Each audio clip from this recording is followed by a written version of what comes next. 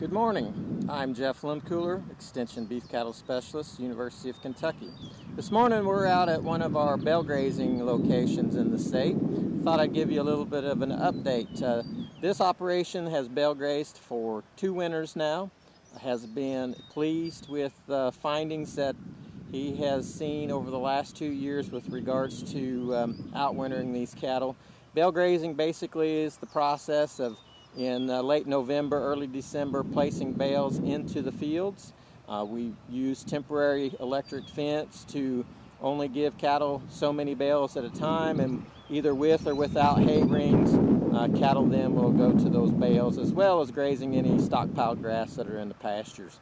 What I'd like to do, this is the 1st of June, is just kind of go through and show you a little bit of the bale feeding areas, how much damage there was, how little damage there was under certain conditions, and also show you how quickly areas are beginning to heal up. You know, one of the concerns is with all the rain that we get is that there's going to be significant damage around the bales when we're feeding that hay.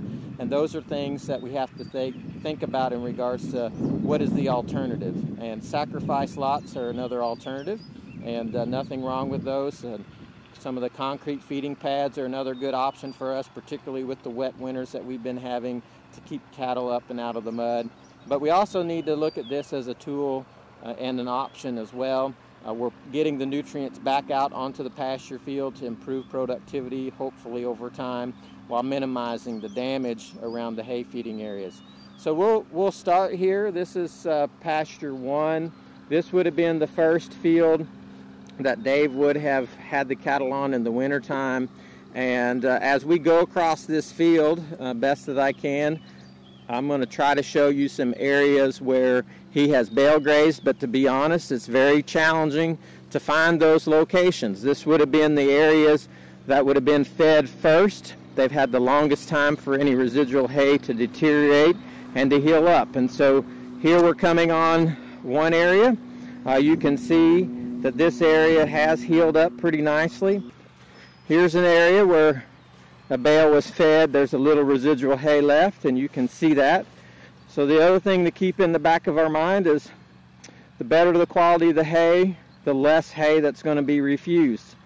And let me get down here. You can see that in this hay, some pretty significant stems in here that cattle just aren't going to prefer and aren't going to eat. And so if we can get higher quality hay out here in this bale grazing, higher quality hay is going to improve our recovery time. All in all, Dave's very happy with what he's seen. He's just kind of made the comment, what damage? And this is, again, only his 2nd year, and the last 2 years have been relatively wet winters for us, and kind of a bit warmer than normal, where we've not had really frozen ground to hold cattle up out of the mud.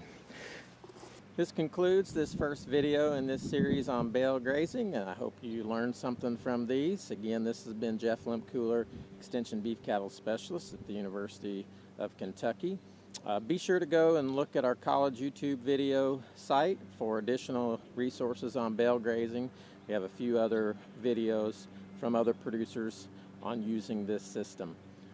If you got any questions, contact your county extension office for more information on beef cattle production management and other tips.